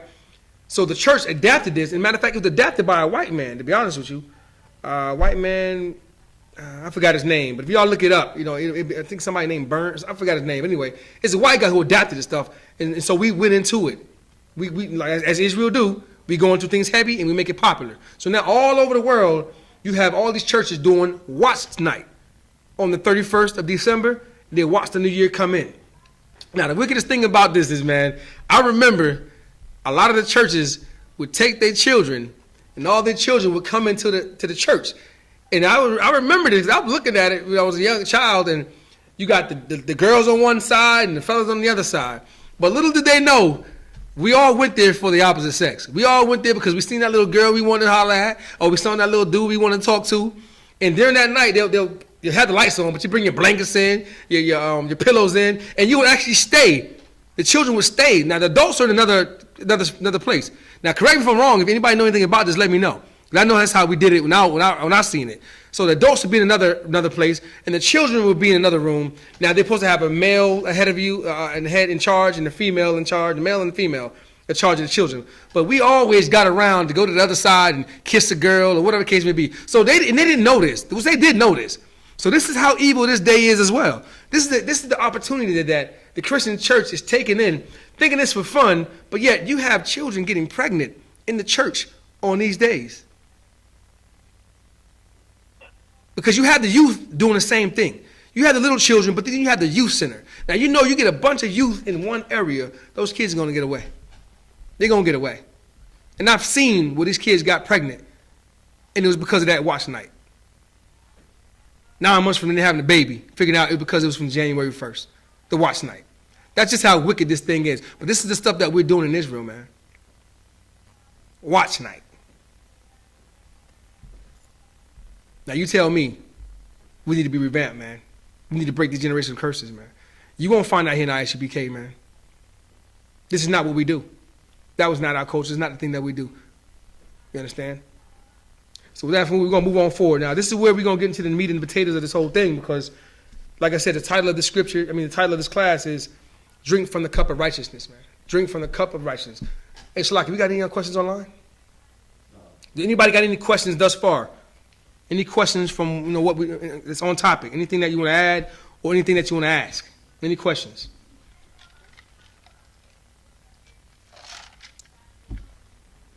All right, we're going to keep going. Now this yeah, go ahead. I just want to go back to letter Jeremiah chapter 1 where we were. Verse 31, if I may. Yeah, you may. Go ahead. Go ahead.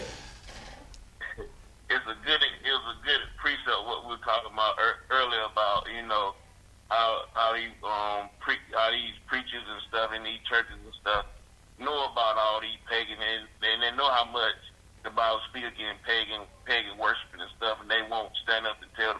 Uh-huh. But if I may, letter of Jeremiah, chapter 1, verse 31. Uh-huh. And the priests sit in their temples, having their clothes rent, their heads and beards shaven, Phew. and nothing upon their heads. Phew. If that ain't your Christian pastor, I don't know who it is. Go ahead. And not the band of the I.S.U.P.K. Damn not. You gonna feel us fully beard and hair if we got it. You know what I'm saying? Go ahead. They roar and they cry before their gods, as men do at the feast when one is dead. So they're in the church crying. They're just, In the churches and stuff. yeah, they're in the church hooting and hollering, catching the Holy Ghost and running around and hiding in the hose and the hair and the Lord said, ha. Yeah, that's your Christian pastor, hooting and hollering. Keep going.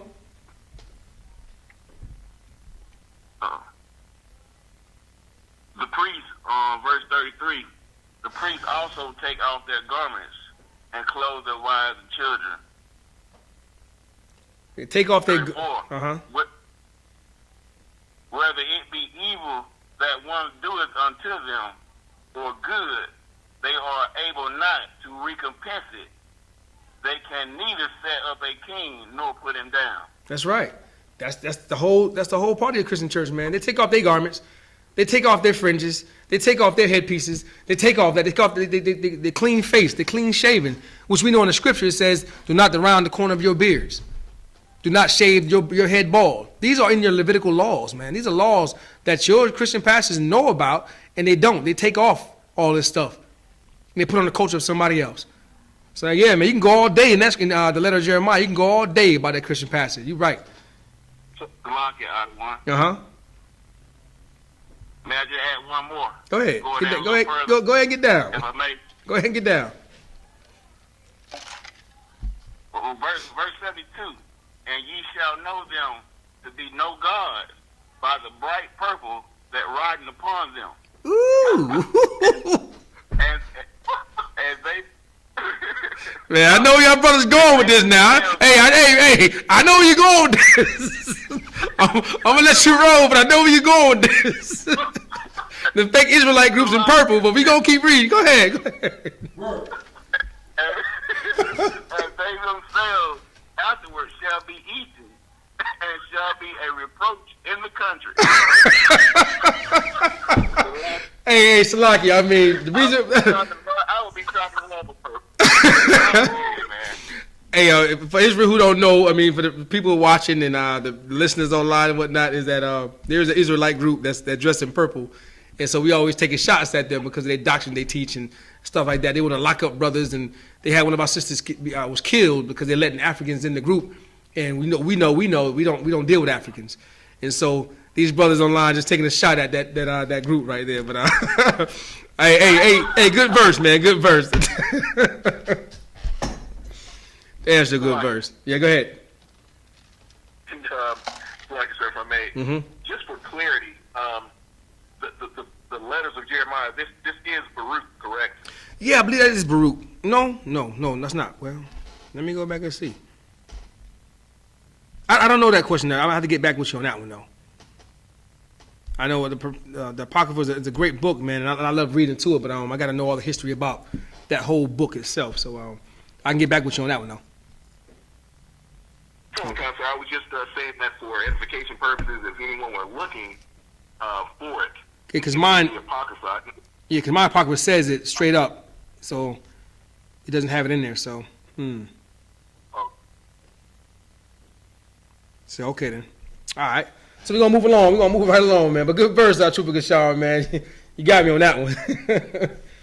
All right. So now we're gonna go to another thing that we do on New Year's, which brings me to like I said, the meat and potatoes of what I'm trying to bring out, and it's drinking the cup of righteousness.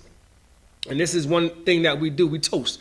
There's a lot of toasting going on when that ball drops. People hold up a toast and they're making toast and they're drinking it out of. They're drinking their little drinking alcohol. But it's a song and it's an old Scottish thing. It's called Auld Lang Syne. Do anybody know about that? Do anybody know that song?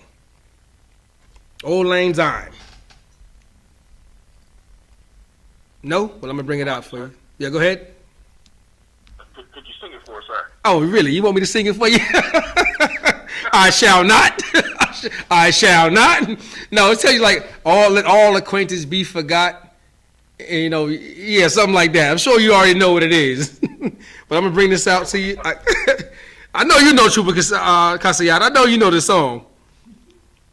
But I'm going to read the lyrics to you. You got can you bring up the lyrics to that? Let me see, baby. I'm gonna bring up the lyrics if I can get it.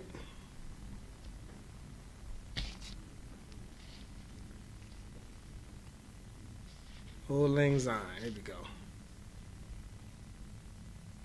It says, should all acquaintance be forgot and never brought to mind? Should all acquaintance be forgot in all the days of Old Lang Syne? So this is something that people toast to and they sip on, you know, not knowing that what they're sipping, it might be to their destruction. Women go out there, they go to these clubs and nightclubs and they sipping on things and they buying these drinks, but all of a sudden, next thing you know, they're in somebody's bed naked and raped and gone. They don't have no idea what's going on. These are the evils of this whole daggone thing, man. That's not even our tradition either. That's another Scottish tradition. An old man named Robert Burns in 1788. This man brought this out, and that's supposed to be to bid farewell to the old and bring into the new. At the stroke of midnight, that song comes on, and it's for old sake of time. And what it says, all Lang Syne, is translated as for the sake of old time. Let all the past be forgot. We're going to look for a better time. That's what this thing is, which we know it ain't going to be no better time. They drink from a cup that they don't know what they're drinking from. But the Lord has a cup for us, and he has a cup for our heathen, for the Edomites. For all the heathens celebrating these holidays, there are cups that the Lord is going to pass down. You understand? And if you can, give me Psalms 75 and 8. Psalms 75 and 8. We're going to start there. Because you don't know what you're saluting to. You don't know what you're drinking to when you're drinking and saluting to, first of all, Janus. And then you tip and you sing the old Lang Syne song to another custom while the fireworks is going, which is another custom. You see where you're going with this? Your whole image of the United States, your whole image of this Babylon, the whole image of this place is to another custom, someone else, another god. All these things are to other gods, man. I brought out so many things that went right in line with other gods, other traditions, and other customs. They're none of ours. But I did bring to you our custom where it tells you to keep Passover, Feast of Purim, and other Feast of Unleavened Bread, and others that we can bring out in Leviticus. But this is not one of them. But there's different cups. And I encourage you, brothers and sisters, to drink to the cup of righteousness, man. But there is a cup that's made for both. For Esau and the rest of the heathens. And there's a cup that Israel going to drink from. You understand? Give me Psalm 75 and 8 when you got it. One God, sir. Mm-hmm. The book of Psalms, chapter 75, verse 8. For in the hand of the Lord there is a cup, Uh-huh. and the wine is red. Keep reading. It is full of mixture, Uh-huh. and he poureth out the same. But the dregs thereof, all the wicked of the earth shall wring them out and drink them. Man, who can break that down? Who can understand what they're saying here? For the hand of the Lord there is a cup. So that old Lang Syne cup that you have, and you singing it to the other gods, and you sitting there, you're throwing it back. Forget about the old. Forget about, Black Lives Matter. Forget about George Floyd. Forget about Trayvon Martin. Forget about them brothers that was killed. Forget about what's the sister that got shot? Which I just heard about her in her statue. Say again? Like yourself, Breonna Taylor. Yeah, Breonna Taylor, which I just seen her statue just got violated on the news. Right before I got here, her whole statue, that she had a statue of her, and it just got broken to pieces, man. But this is what you're holding. The Edomites are holding these cups up, and they're saluting to this thing, to Janus, and to their gods. And then you got Israel wrapped around them doing the same thing, which you're in agreement with them. You are in agreement when you're taking that cup and you holding it up and you drinking to it and you saluting to that God. You're in agreement saying, yeah, Janus is my God. Yeah, the Chinese fireworks is my God. This is what you're agreeing to. But there's something in that cup. There's mixtures in that cup. That cup's been mixed with all kind of concoctions. In this metaphor, God is mixing all the concoctions, all the hell that you gave Israel, all the shootings that you did in unarmed black men, all that stuff that you done to us.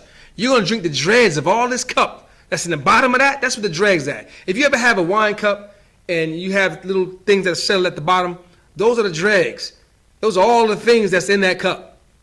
And you're going to drink of that. You're going to drink that. Read that scripture again. Kind of one time, sir. Book of Psalms, chapter 75, verse 8. For in the hand of the Lord there is a cup, and the wine is red. That's right. Keep going. It is full of mixture.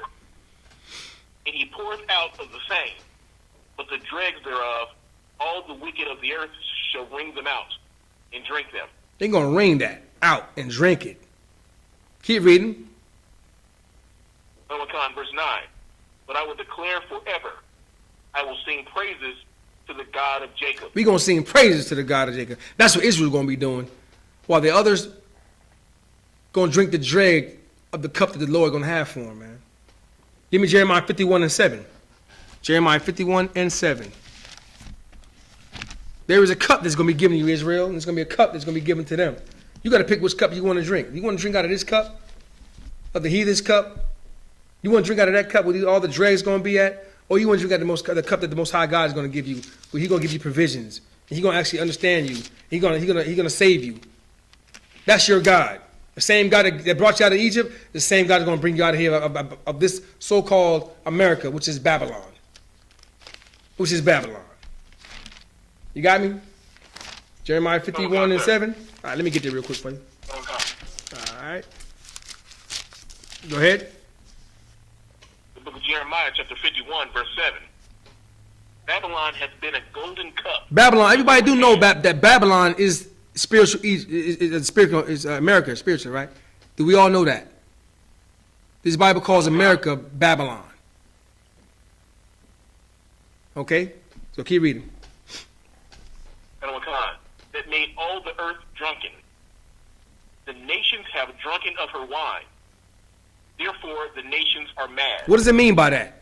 What do you mean that Babylon has a golden cup in the Lord's hand and made all the earth drunken? Anybody kind of go ahead? Basically, if I'm not mistaken, sir, it made all the earth drunken. The lies and the so-called freedoms, everything that they came here to get from this country that they thought that was good for them. Everyone drank of the wine, and the nations went crazy over it. Right. So why is it a golden cup? Why did the Lord have this? Why is he comparing it to a golden cup? Babylon to a golden cup.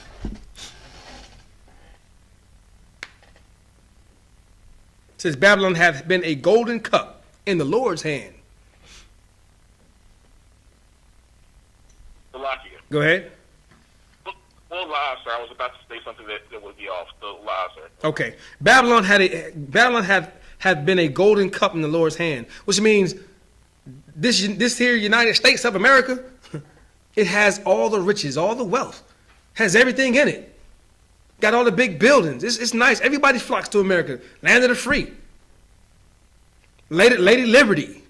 She's here. You can do all the things you want to do. That's why it's a golden cup, because it's the ruler of this earth. Everybody looks to America for all the stuff they want to do. America goes over to other countries and bully them and take what they want from them. That's why it's a golden cup. Gold is precious. So right now, the United States is this Babylon world, this world right here, this empire is golden, man. It's a golden empire. And the Lord said, I have it in my hand. Was telling you, the Lord allowed this stuff to happen. He's allowed it to happen because he said it's in my hand. Read the scripture from the top again for me.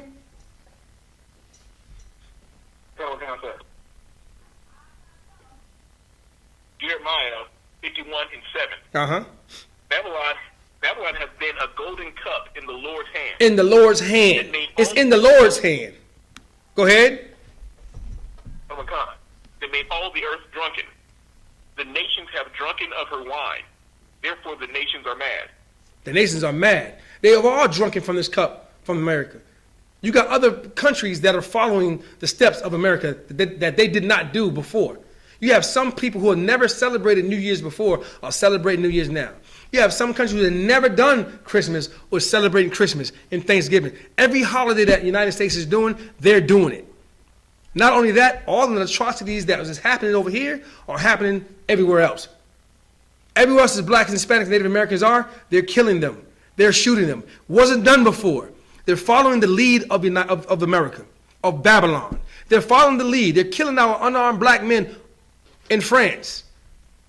I just saw right now today, there was a Native American Indian who was walking in some, I forgot what, I think it was one of the borders. And the patrolman came and was tasing this brother, man, just tasing him, kept tasing him. Brother had it in his hand, just kept tasing him. I just seen that happen now, today. That's happening all over the world. Blacks, Hispanics, Native is getting ridiculed. They're getting killed. They're getting shot. In all other countries. They're following the lead of Babylon. That's why they say these countries are mad. We're doing all kind of stuff. Homosexuality is running rapid here, man. And it's running rapid everywhere. Because it happened in the United States, they opened a door for homosexuality to take off.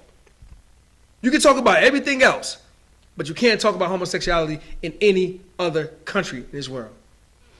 You can be against everything. You can be against the holidays in different countries. You can go over to Lebanon and say, you know what, don't celebrate Christmas. They'll agree to that. They'll agree to that. But the minute you talk about homosexuality, oh, you can forget it. You're going to be ridiculed. Because they've drunken out of the cup of the United States, out of this Babylon. They're drinking this, man. Give me 1 Corinthians 10 and 21. And this is what we're doing here. 1 Corinthians 10 and 21. Let me get over there. All right, go ahead. The book of 1 Corinthians, chapter 10, verse 21. You cannot drink the cup of the Lord and the cup of devils. You cannot do what? You cannot drink the cup of the Lord and the cup of devils. Break that down for me. So like if I may, Mm-hmm. you cannot drink of the cup of the Lord and the cup of devils, meaning you can't operate in righteousness and also operate in this wickedness of these devils. Damn right. You can't celebrate Christmas and love the Most High God. You can't celebrate the New Year coming in and making vows that you can't keep and then say it's of God. You can't do those things. You can't buy these gifts for your children and say you still follow the Most High God. You can't be a pastor in the churches teaching these people to break the laws, statutes, commandments, and say you believe in the Lord. That's eating. That's sitting there. That's sitting at the table. You understand? That's sitting at the table, and you're being in the middle. You're doing this. You're wavering left and right. You eat at the Lord's table, righteousness and unrighteousness. You can't mix together. Keep reading. You cannot be partakers of the Lord's table and the table of devils. Verse 22. Do we provoke the Lord to jealousy? That's a question. Do we provoke the Lord to jealousy? Go ahead. Are we stronger than he? Are you stronger than the Lord? Keep going. Verse 23. All things are lawful for me, but all things are not expedient. All things are lawful for me, but all things edify not. That's right, man. So you got to be careful when you're doing things unlawful. And then sometimes the lawful things that you do can look unlawful. Just because you can do it doesn't mean you should do it. A lot of us know, a lot of brothers in the truth, we know that Thanksgiving is another day. Right. Turkey didn't do nothing to us. We're going to go eat that turkey. We eat some turkey. We go grab us a plate and get out of there. That's lawful, but it may not be expedient to another brother or sister who's watching you. So you got to watch what you do, Israel. You got to watch what you do. You can't go out there in the New Year's and say, yeah, I come by the house real quick and say what's up for y'all. Even though you ain't celebrating it. You going by and see your people, hey, what's going on tomorrow? You cannot do that, because what it would look like to you preaching and teaching Israel, teaching them, and next thing you know, that student sees you at a Christmas party or at a New Year's party, even though you just dropped in and say, hey, what's going on? So you can't even give the appearance that you're celebrating these things. Right. That's lawful to do, but it's not expedient. Don't do it. These are the cups that you got to be aware of, Israel. These are the things you're going to have. All because of you want liberty, you want freedom. Well, Babylon's gonna have to fall. As you see right now, the coronavirus is taking over. There won't be no New Year's, man. You celebrated Christmas, now it's 10 times more viruses hitting. Way more than 10,000 more viruses hitting every day. It's getting worse and worse. Now you're going to the New Year's, people gonna gather for that, and people gonna die, and the COVID gonna hit even stronger. And you're hoping that the New Year gonna be better than the one we just left? When you just spreading all these viruses around, and you think it's gonna get better? I have news for you. It's going to get worse. Go ahead. Like I said, when you talk about the virus, in the new year, there's actually a new strain of the virus, so that's what they got. I just heard about that. Yeah, new strain, huh? God damn, good night. It's a new strain. And the thing is, brother, it's air. Air is killing everybody, man. It's killing people. But they hoping the next year after this, after they celebrate this new year, they're hoping the next year going to be better than the next. What kind of logical thinking is that? There is none. You understand? So I'm gonna give you one last scripture here. Give me Revelation 17, 1 through start at verse 1.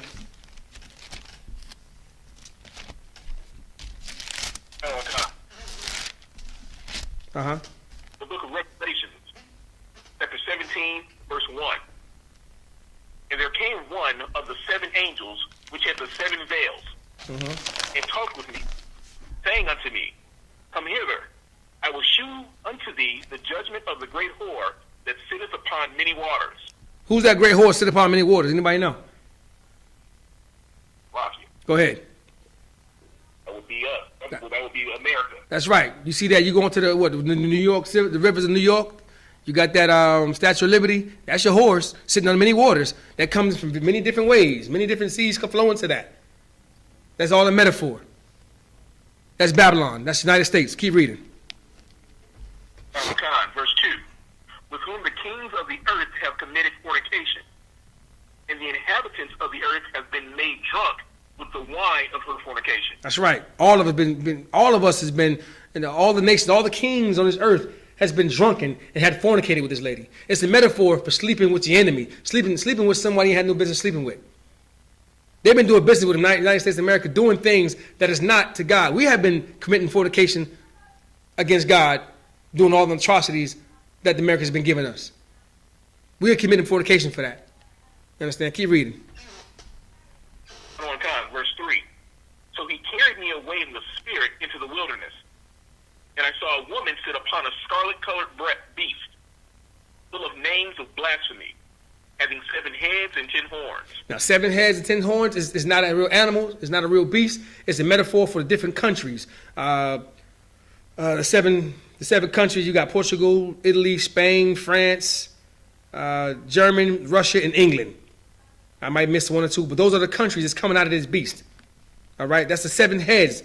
And the 10 horns are those nations that come from those 7 beasts, coming from Portugal, which would be Belgium, Netherlands, give me some more, Denmark, Ireland, Switzerland, USA, Scotland, and Sweden, and some other ones. But there's all the 10 countries that come out of those 7 heads. That's why he's saying that all these beasts with the name of blaspheming, having the 7 horns, and it's the 7 heads and 10 horns. Keep reading. Verse 4. And the woman was arrayed in purple and scarlet color. Purple and scarlet. That's the. Go ahead. And decked with gold and precious stones and pearls. They're just trying to give you a vision of how powerful and how rich this country is, how rich that woman is. They're conveying Babylon to a woman. They're saying how rich she is, how wealthy it is. That's the United States. That's this that we call Babylon. That's here. Keep reading. And the woman was arrayed in purple and scarlet color, and decked with gold and precious stones and pearls, having a golden cup in her hand, full of abominations and filthiness of her fornication. Yeah, abominations, all the atrocities, the homosexuality, the killing, the abortion of our children, any manner of evil stuff that you want to do is right here. You're committing fornication. All of Israel is coming here to do all matter of evil. That's the fornication that we're doing. Keep reading. Verse 5. And upon her forehead was a name written, Mystery, Babylon the Great, the mother of harlots and abominations of the earth. Mystery, Babylon, the great, the mother of harlots and abominations of this earth. This place has got to fall. What cup are you going to drink from, Israel? You going to drink from this cup that they're giving you, or are you going to drink from the cup that the Most High give you? Because Christ drank from a cup. Christ drank from a cup. Real quick, take me over to, I got to break this down to you. Take me over to Luke 2. Luke 22. I'm sorry, Luke 22. Luke 22. And start at 39. The book of Luke, chapter 22, verse 39. And he came out and went, as he was not, to the Mount of Olives. Uh-huh. And his disciples also followed him. Right. Verse 40. And when he was at the place, he said unto them, pray that ye enter not into temptation. Okay. Verse 41. And he was withdrawn from them about a stone's cast, and kneeled down and prayed. All right, this is Yahushua going to pray. We call, when y'all call Christ, we call him Yahushua in this building. So that's what we know is Yahushua. So when he was saying Yahushua, we're talking about Christ. All right, keep reading. Verse 42, saying, Father, if thou be willing, remove this cup from me. Nevertheless, not my will, but thine be done. You think Yahushua wanted to drink this cup, man? You think he wanted to drink the cup of all the abominations that you're going to be doing? You think Christ wanted to drink for you to start to do all these fornications and all these abominable things? You think he wanted to do that? You think he wanted to die for Israel that's doing all this stuff? Hell no. It's a misconception that they think that the Most High, that Christ would want, the Yahushua wanted to die for us. But he was a soldier. Christ was a soldier, man. Yahushua said, you know what, Father? If it's your will, let it be your will. I'll do what you ask me to do. In I.S.U.P.K, we say, Khan out of one Khan. You may not want to do it, but you say Khan out of one Khan, and you do it because that's what soldiers do. Yahushua was a true soldier. He didn't want to drink this cup because he know what you filthy, disgusting Israelites we're going to do. Right. He knew we were going to be out there creating all kind of abominations. He knew that you were going to sit there and say he was somebody else, Caesar Borgia. You're going to worship another man. He knew these things. But you know what? He took the cup anyway. Because he said, Khan on one Khan. And he drank that cup. And we think all of the laws and statutes have been done away with? God forbid, man. Them laws and statutes have been, that's not what Yahushua died for. He didn't die for you to do all these things to celebrate New Year's and Christmas. He didn't die for that at all. Now, I'm going to give you one last scripture. One last scripture.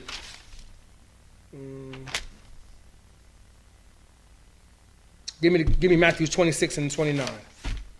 Matthew 26 and 29. But this is what Yahushua told us.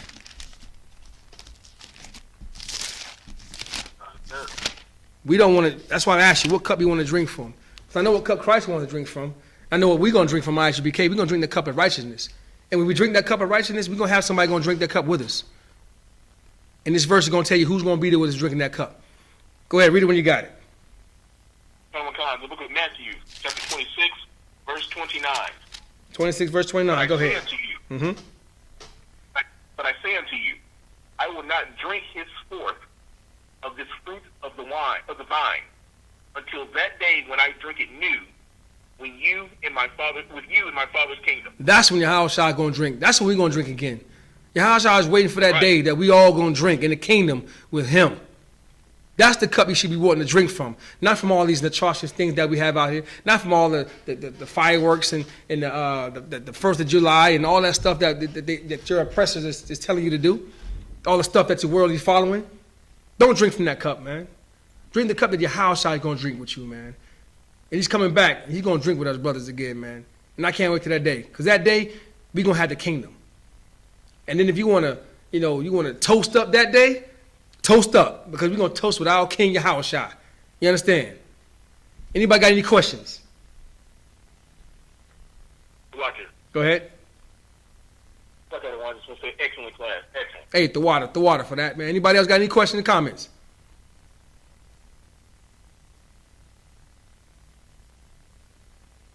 All right. With that being said, I'm going to pass the class over to the priest and officer for 50, the Pashkaya.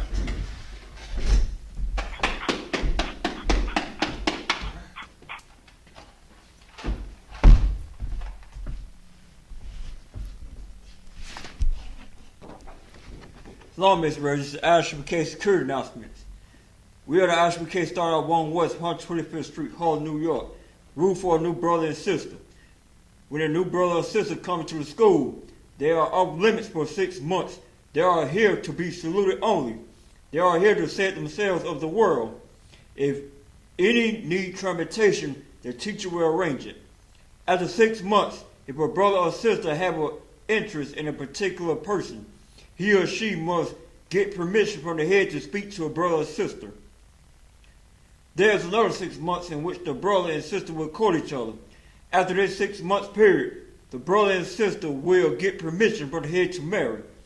Tithes, which is a commandment, in the book of Numbers, chapter 18, verse 21. In the book of Malachi, chapter 3, verse 8 through 10, my I.S.U.P.K means 10 in the Hebrew. 10% of every penny of increase of the Lord gives you. Give to the church department of teacher. Priest fund. Free will offering for priests, not mandatory. Whatsoever you might amount you like to give.